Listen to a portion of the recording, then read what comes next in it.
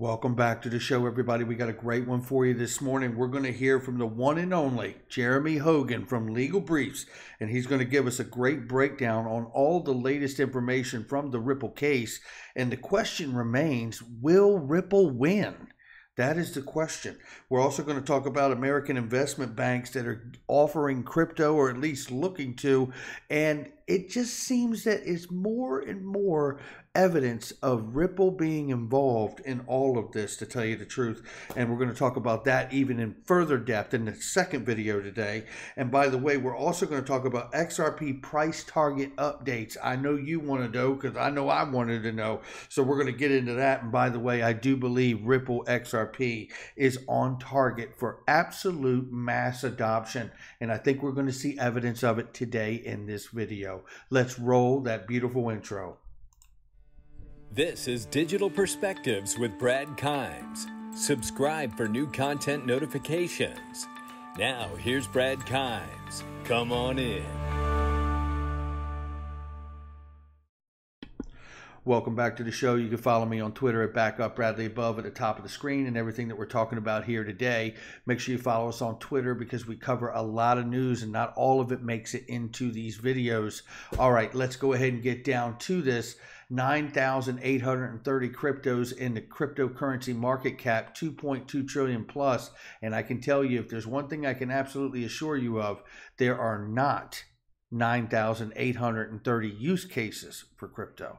So make sure you choose wisely when you're out here in the market. Right now, Bitcoin has slipped from the $50,000 spot to 48,907. We're down 2.89 on 24-hour, more than 16.35% on the 7-day for Bitcoin right now. Ethereum fell back under 4,000. We're looking at 38.93.34 for it, and it's up 10% on the 7-day, still off by almost 2% on 24-hour. Look at Cardano. Cardano's hit a new all-time high at $2.20. Shout out to Charles Hoskinson and the crew.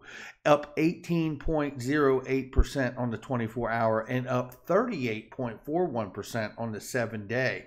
Not financial advice, any of this that we talk about, but I like Cardano and I like Charles Hoskinson, and I have to wonder, when the lawsuit is over for XRP, will we see a bleed off in Cardano rushing back into XRP, or will Cardano continue to hold its gains that it has? I hope it continues to hold its gains, in XRP, obviously, I believe will go up. We're going to talk about price targets here in a second and hear from the experts here at the number 7 spot, courtesy of Dereliction and Duty, $1.36, ladies and gentlemen. We are off by 13.83% on the 7-day, 2.65 on the 24-hour. Let's take a look at the range real quickly here.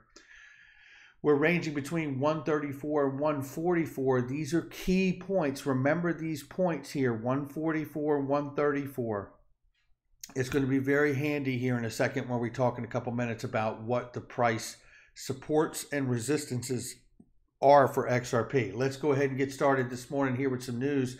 India is no longer a niche market, but rather a rapidly expanding financial market requiring its own cryptocurrency unicorns. Cryptocurrency players urged the government against the ban and sought engagement to build consensus on crypto regulation. Now, we know India has been back and forth like a bad tennis match, but the real deal is I think they just wanted to make sure that they stayed in control, just like every other government and central bank around the world. Here we see question PolySign from Hall of Famer Michael. America Investment Bank Cowen Incorporated is planning to offer crypto custody services for hedge funds, and asset managers. Now, you do have to ask the question, is this PolySign or Standard Custody, right? I mean, the subsidiary of PolySign, which recently just received the license to be able to work as custody for the banks in this manner that we're seeing here. The plot thickens, ladies and gentlemen. The plot thickens, but stay with me here. Ripple Labs, the company responsible for XRP digital asset, has held up quite well under the pressure. Further, recent developments suggest that it might be able to squeak out a legal victory from the almighty SEC. Well, then it brings us to the one and only Jeremy Hogan from Legal Briefs. and he's got a new video out. And what I'm going to do is give you the summation here where he makes his final predictions at the end on all three different situations and motions that are happening right now with the SEC and Ripple. And let's see if Ripple will win in his opinion. Let's just hear here. Really fast. Predictions for settlement. The SEC litigation review meeting was held yesterday on the 13th. My prediction is that if Gary Gensler is going to pull back from this lawsuit and instead work for more regulatory clarity, it will happen in the next 2 weeks. If we go into June with no settlement, then this lawsuit has been adopted and supported by Chairman Gensler for better or worse. Now, if that is the case, I predict no settlement until September at the earliest because we have to get through the discovery. If there is no settlement and we go to summary judgment or trial, I predict, well, heck, I don't know. Do I look like a mind reader? Thanks for watching. He's the best. Thank you to Jeremy. He's really great. Great humor, brilliant mind, and just appreciate all his insight. So just to pull that back a little bit, he did discuss like the attorney-client privilege. There was a spot within the motion where it was revealed that Chris Larson had taken some attorney-client privilege documents in years past and shared like 13 or 14 documents with a third party. He did discuss that could potentially open the door for the judge to allow SEC to see those documents. And if the judge wanted to, the judge could use that to kick open the door and say, hey, show everything. We don't exactly know which or how far the judge would go or not with that. But nevertheless, that is a real issue. But on all the other matters, the fair notice defense and things of that nature, he sees the SEC losing on those fronts, but maybe gaining some access to those documents because of the third party share by Chris Larson on the other ones. We'll see how bad that goes. Overall, he does see Ripple pretty much coming out, I think, with a victory here. I know I do too, but we'll have to obviously follow this very closely and see what's going on. I do believe there's a hearing coming up very soon, if I'm not mistaken, though. We'll get that information for all of you. Here we see the latest talk has been about carbon footprint, right?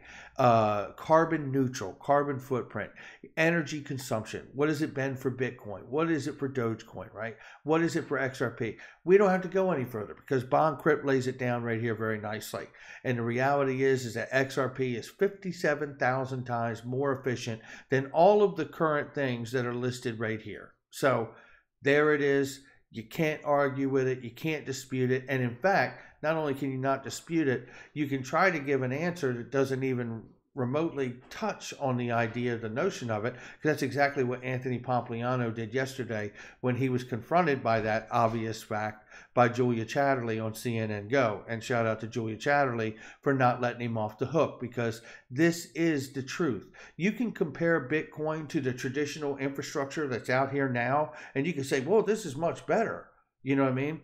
But that's like saying in the mind of, going back in time to horse and buggy, and then the railroad came into play, and you're like, the railroad's faster than the horses. Let's just face it.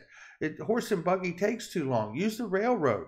Yeah, well, now we have planes. So what are we supposed to not acknowledge that we have planes? Because I can get there much faster in a plane. XRP's the plane, right? Matter of fact, it's a rocket. So there's that analogy. So here we see Ripple mentioned virtually everywhere. Another one from BondCrypt here. This is Morgan Stanley, and Oliver Wyman is an American management consulting firm. And I'll just go right into it so you can see this. And it's striving to sustain returns. And guess who comes up in this when it talks about payment infrastructure and adjacent providers? Oh, that's right. Leverage distributed ledgers, e.g. example, Ripple. There you have it. I mean, this is the stuff that just keeps showing up all the time. I mean, you can't, I mean, if you don't see it, you're just never going to see it. Now, let's talk about this because I know it means a lot to people and it means a lot to me. This is price targets. We're looking at support and resistance. Now, I'm no technical guru, Dark Defender, and Crypto Wizard, and all of these other people out here that are amazing. Coins Kid, and I'm missing a few of you, but you're all incredible. You are the experts, and I appreciate it, and I know a lot of the audience does because I get messages saying so. So it's a reminder that support is when the price falls down and then stops, let's say at 133, right? We know that we found support there. In fact, where were we just a little while ago? 136. So we're slightly hovering above that support, right? That's where we're at this morning.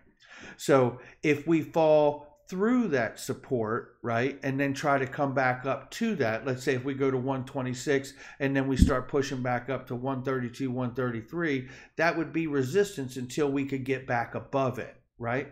So what we know, because we're at 136, the next point of resistance we need to punch through is 144, right? If we get through 144, we need to see 166. We get above that, we need to see 184, and so on to 272. And the same thing goes here for support. If we fall through and lose support at 133, the next point to look for support is at 126. If we fall through that, we look for 113. And I think this is about as straight ahead as you could be. I hope I haven't confused anybody. In fact, I hope I've helped. But we also see the same kind of remarks here from Crypto Wizard. 144, he's saying above 148. So right there within a 4-cent range, they're both in alignment here, basically saying we get above 144, 148, and we're pushing towards 195, right? So, and even in Dark Defender even says we could go 183 or whatever that number was, and then up to 272.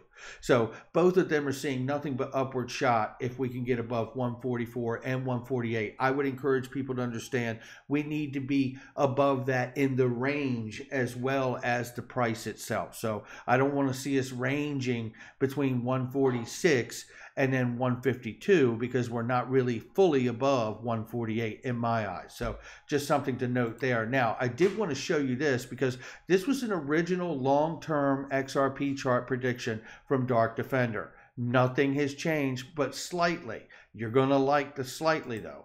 This is what it originally was when we talked about his price calls for, and these are written in euros here, but I'm going to go ahead and give you the USD number off of them. A $20 XRP, $125, a $700, and an $8,500, then a $1,200 plus XRP moving up the chart as he moves through the years, right?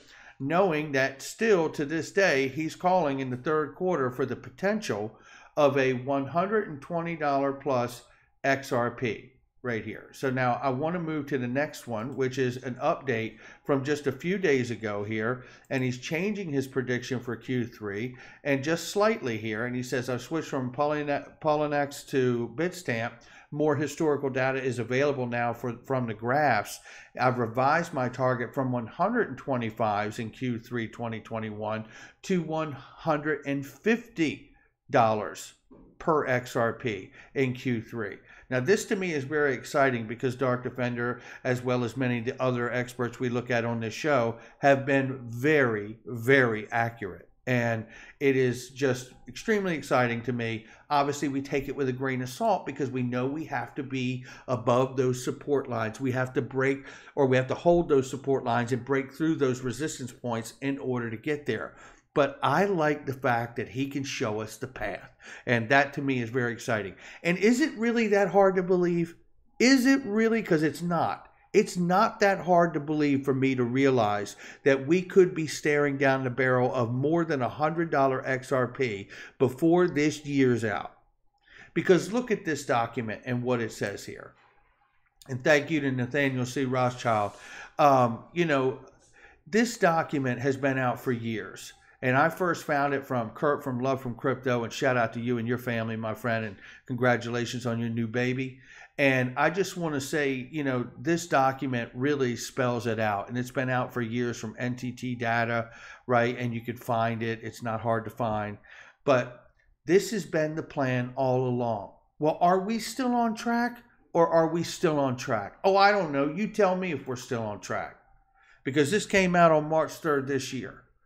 Ripple pilots a private ledger for central banks launching the CBDCs, the entire central bank digital currency system. Look at this. 80% of central banks are in some form of pilot test launch phase of their digital currency. You think they're doing it on something else, or you think just 2 of them are doing it with the private ledger on here? you know, everybody's got to make their own mind up. But one thing is for sure, this right here is not speculation, folks. Brad Garlinghouse said it himself. I've played it a ton on this channel. But that's where I'm going to leave it today. And when I hear people like Dark Defender telling me there's a chance that we could see over $100 XRP before this year's end, I don't think it's hype. I think it's possible. That's going to do it for me. Make sure you hit the like and subscribe and leave a comment below. Share with somebody you know and hit that notification bell so you don't miss a thing. By the way, check out link2.com. They are amazing. Private investing made simple. And they have some incredible companies on that platform. Make sure you check them out, and I'll catch all of you on the next one.